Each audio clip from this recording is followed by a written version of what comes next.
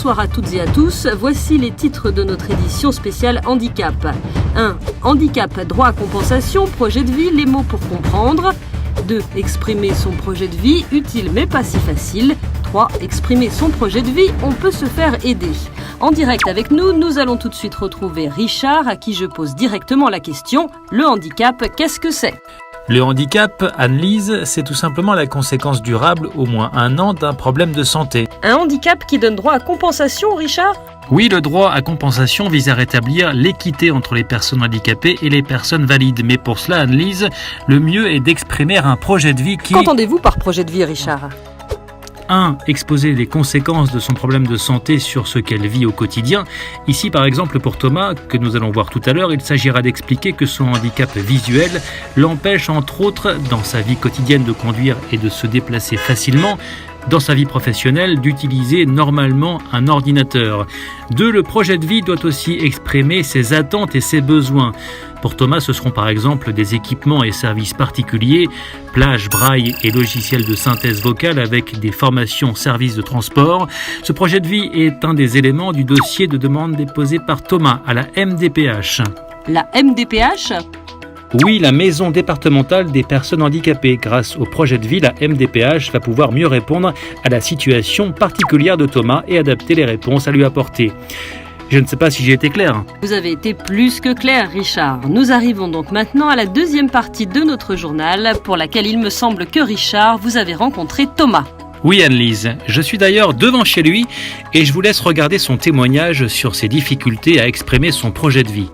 Bien sûr, je comprends que c'est important pour mon dossier. Mais j'ai d'abord trouvé ça un peu intrusif et compliqué. Il fallait décrire très précisément tout ce qui me limite. Dans ma vie quotidienne, avec les gestes courants, prendre le bus, faire les courses. Dans ma vie professionnelle, utiliser un ordinateur, des logiciels.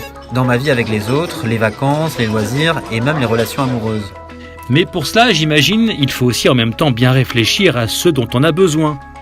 Oui, ça force à vraiment savoir ce qu'on veut et donc à s'interroger sur ses choix de vie. Travail, vie de famille, loisirs.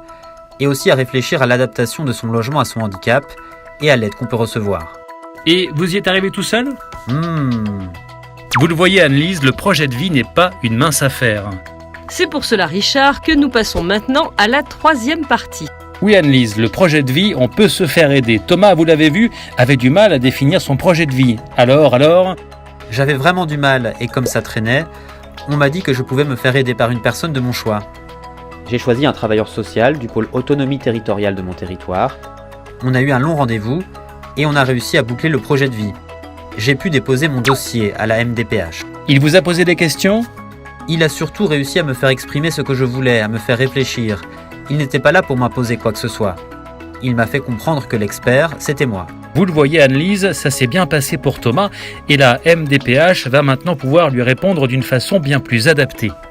Ce qui va permettre à Thomas de reprendre les commandes. Oui, Anne-Lise, bien définir son projet de vie, c'est effectivement se donner les moyens d'avancer vers une vie plus indépendante et plus satisfaisante. Merci Richard et merci à Thomas pour sa disponibilité et sa gentillesse. C'est ainsi que se termine notre édition spéciale handicap qui, je l'espère, vous aura permis de mieux comprendre pourquoi et comment définir son projet de vie.